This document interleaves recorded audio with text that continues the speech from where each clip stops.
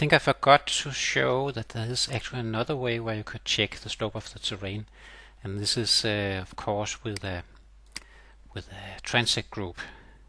So we can do like this, insert a transect group, and it doesn't need to be so accurate, I think, so I'll just drag it here. I want to see what is the slope across this steep valley here. So I do like this, and the wind is blown almost along the slope. So I edit it a little. I want to increase the resolution, I think. Maybe make it 100 nodes, and then I can show the results for this transect, the elevation and the slope angle. So here you can see here's the valley, here's up here where the turbines are, and then the slope is pretty high on the sides here.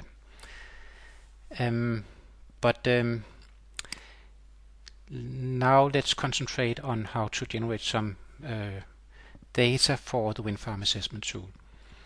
And there's a special way to do this. It's called here in Tools menu, and then Prepare Data for WAT, and then you start it, and then it's like the scripts that you need to select an extreme wind atlas, and the size you want to analyze, and then a height, which for this case we want the height to be the height of the turbines, the hop height. So 10 meter is certainly not enough. Change it to 55 and select the wind farm group and the extreme wind atlas. And then also if it shouldn't take too long, then I can speed up the calculations a little. I can go into, say, project settings, and then click on climate calculations here, and then I can change this to something which so it doesn't take all night. If you want, of course, to do something accurate, then you should have higher resolution, but I think here for the exercise then maybe it's good enough to have it for 12 sectors. And then I should be ready to start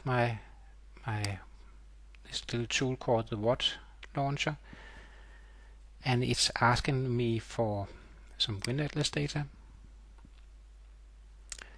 and I have stored it here in a folder for the exercise.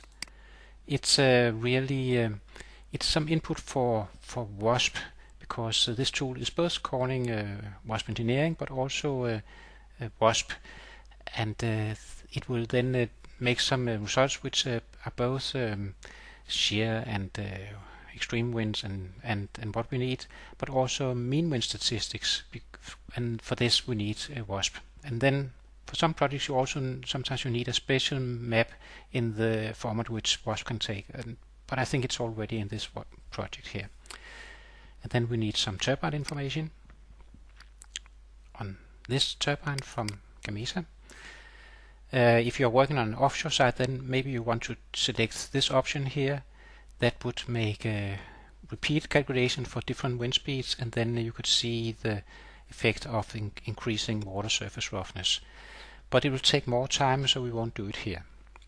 And also there is no water in this terrain here. And then I want to see it in Excel, and then just start here. And now we should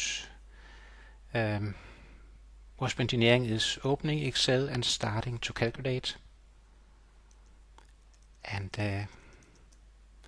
it will the results will be shown here, and I think we'll just stop recording while it's calculating. Okay, this is what it looks like when the calculations are done. So in the Excel sheet, then for each of the turbine sites, maybe we can do like this so we can see it. Site 3, it's called the first one, and 4, then there's this collection of data. You have for each direction here, you have the terrain inclination angles. Then you have some statistics for the mean wind, that is the frequency of being in different sectors here, and then a so-called variable distribution. A, that's a scale parameter for this, and the K is a shape parameter. And then there's some speed up at deflection angles, and maybe down here we have something more directly relevant to us. There's this alpha here, that is the wind shear exponent, and will you remember that it should be between 0, it must not be negative, and must not be larger than 0.2. So this we can actually check here for all the sides and go in and see is it worse than this, or we can also later let wind farm assessment tool do this check for you. And then here you have some turbulence estimates. Sometimes people ask, what is this? This is the turbulence intensity along the wind speed, and this is in the lateral and vertical directions. There's both something called speed here, and here this is the reference speed used for the project, and this is with the speed up factor in the terrain. And then there was this flow inclination angle, and remember we should check that this was not larger than 8 degrees. And also there's an extreme wind speed here for this side, and it's shown for all directions.